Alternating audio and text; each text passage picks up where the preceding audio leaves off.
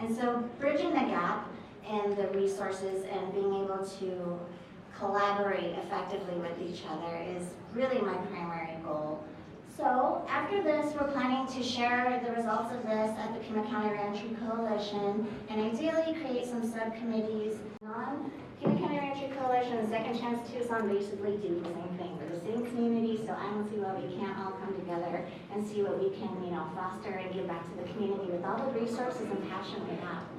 In a short way, what your question would be, what your comment would be, right, what your addition would be, and we're going to take about 15 minutes to do that right now. And think about what category, as you work these things, what category this would come under, okay?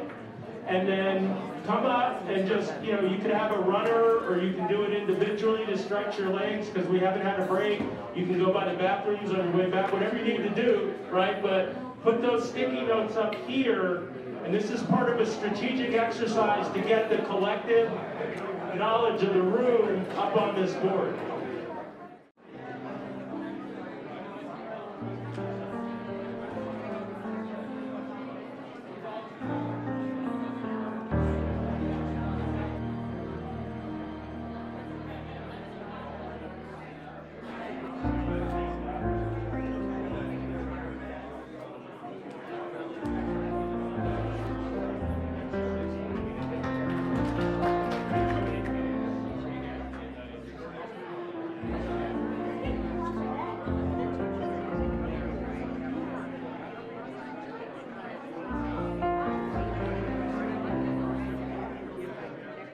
Another opportunity are drop-in centers or places where people can access them, even just coming right out of jail or prison, right, where they don't have to wait 2 weeks to get into the program or whatever it is. I know they're working on that in reentry in the facilities, but sometimes people pop out, and it's not just prison, right, it's also jail. You're just in there for a couple of days, but you need help because you're going to be back, and then you're eventually going to be in the prison because the judge is waiting for you to come back that third or fourth time, and then you're done, right? So who's there for that person? And I'll tell you another opportunity, non-drug addicted people.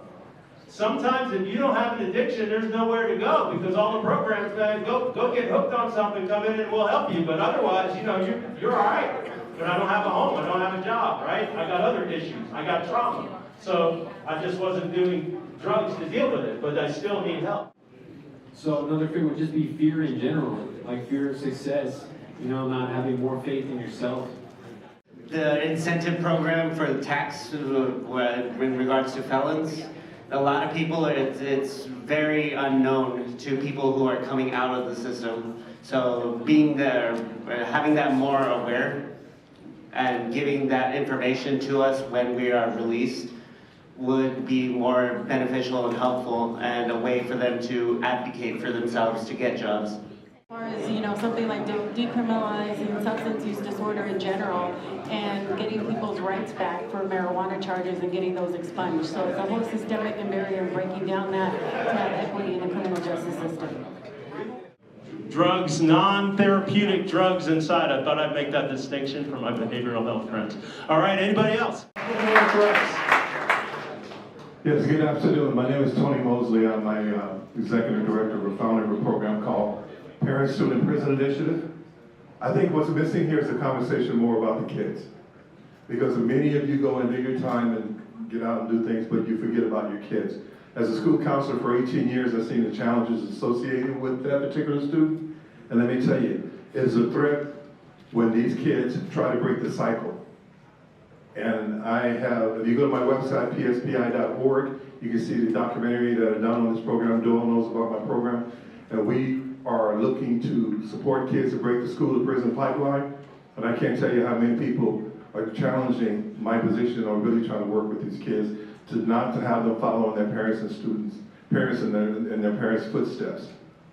So we really need to get back to the kids and remember, adults, just like kids, they need three things: structure, consistency, and purpose. Kids give people who go into the reentry process purpose.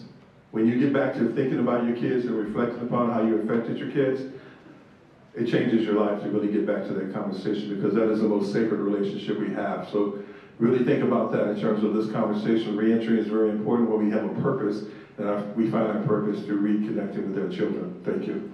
An organization called We Reconcile. We help fatherless adults reconcile with their adult children. So if you know fathers who are estranged from their children, that's what we do. We take care of all your counseling, we bring you back safely together. So I think that the generational impact of fatherlessness we see all around us, and we're trying to get on the upstream part of that to kind of change fathers' lives and change their kids' lives in doing it, and helping them get back together. Excellent.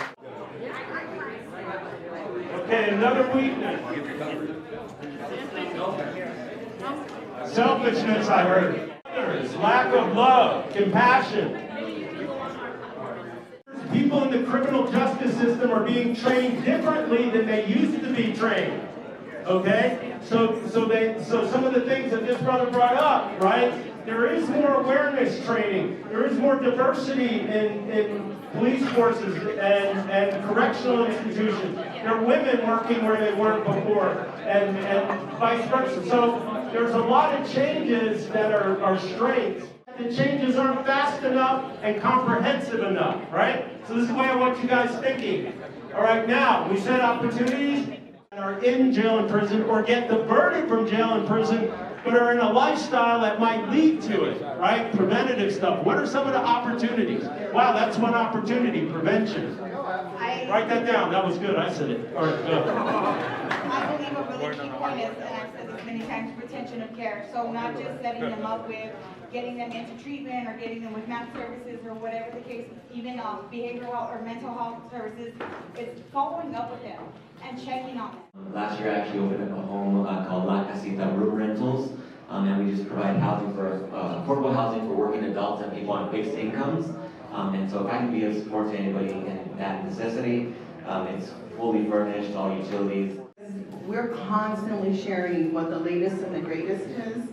And we've also ensured that we're constantly referring you to those people who have received grants so they can fulfill their grant numbers or whatever it is, and in the process service the community. So Pima County Reentry Coalition, Miranda is part of it, I'm part of it, Royal's part of it.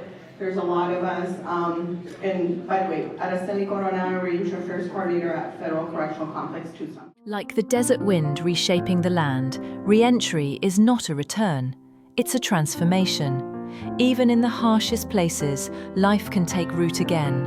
Recovery is proof that growth is always possible, no matter where you begin.